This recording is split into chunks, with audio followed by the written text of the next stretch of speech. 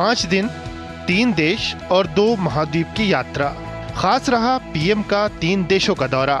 Cyprus और Croatia में अगवानी के लिए पहुंचे सरकार प्रमुख।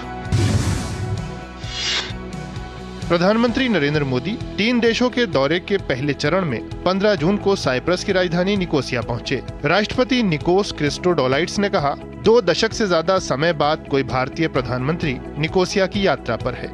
उन्होंने इस यात्रा को ऐतिहासिक बना दिया। प्रधानमंत्री मोदी को साइप्रस के सर्वोच्च सम्मान the grand cross of the order of the Makarios III से नवाजकर। यह सम्मान केवल मेरा, नरेंद्र मोदी का सम्मान नहीं है, ये 140 करोड़ भारतवासियों का सम्मान है। उनके सामर्थ्य और आकांक्षाओं का ये सम्मान है। वैश्विक तनाव और संघर्ष के बीच प्रधानमंत्री का दूसरा अहम पड़ाव रहा कनाडा। करीब 1 दशक बाद पीएम ने कनाडा की यात्रा की। G7 की मेजबानी कर रहे कनाडा के प्रधानमंत्री मार्क कार्नी के आमंत्रण पर पीएम मोदी कनानेस्किस पहुंचे। मार्क कार्नी ने द्विपक्षीय वार्ता की। प्रधानमंत्री मोदी और प्रधानमंत्री कार्नी इससे सहमत नजर आए कि दोनों देश लोकतांत्रिक मूल्यों से बंधे हैं और लोगों के हितों के लिए आपसी संबंधों को और मजबूत किया जाएगा। इस दिशा में पहला कदम उच्चायुक्तों की बहाली और मंत्री स्तरीय चर्चा शुरू करने का रहा।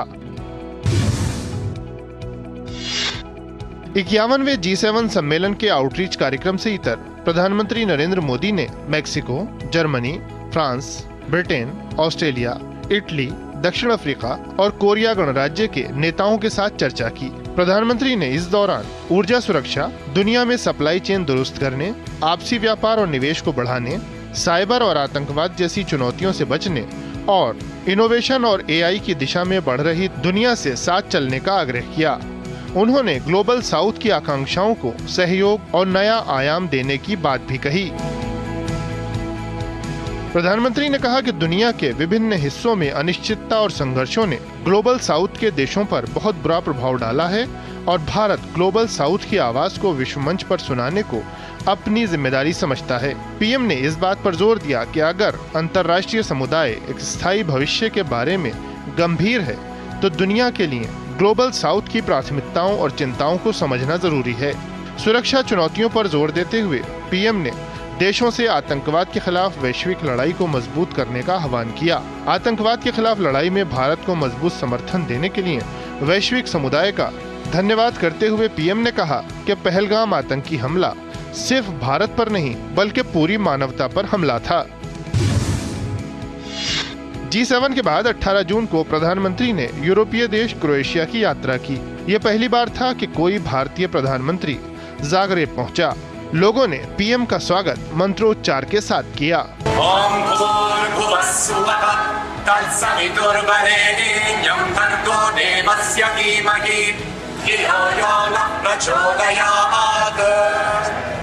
तो वहीं एयरपोर्ट पर प्रधानमंत्री आंद्रेज प्लेकोनविच खुद अगवानी करने पहुंचे। पीएम ने भव्य स्वागत और इस गर्मजोशी पर आभार जताया। साथ ही कहा कि स्पेस, मोबिलिटी, सेमीकंडक्टर निर्माण सहित कई क्षेत्र हैं जहां सहयोग की नई संभावनाएं हैं।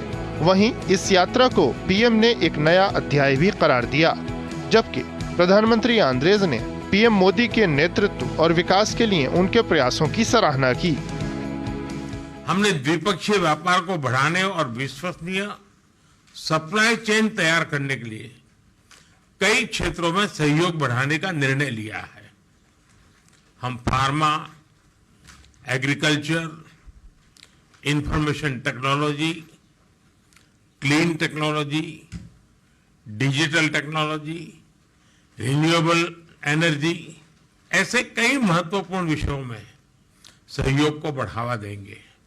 The global situation in terms of security is very volatile, so it is important to have the most influential actors worldwide to give their contribution to peace, de-escalate conflict, and to respect the rule of international law. We have understood very well the Indian Prime Minister message on fighting against terrorism, because that is the biggest threat to global stability. अपनी यात्रा के दौरान प्रधानमंत्री ने वैश्विक नेताओं को स्पष्ट संदेश दिया कि क्षेत्रीय अखंडता और सुरक्षा का सम्मान होना चाहिए। युद्ध समाधान नहीं है और भविष्य में ऊर्जा जरूरतों और विकास का आग्रह देखते हुए सहयोग और विश्वास बहाली जरूरी है।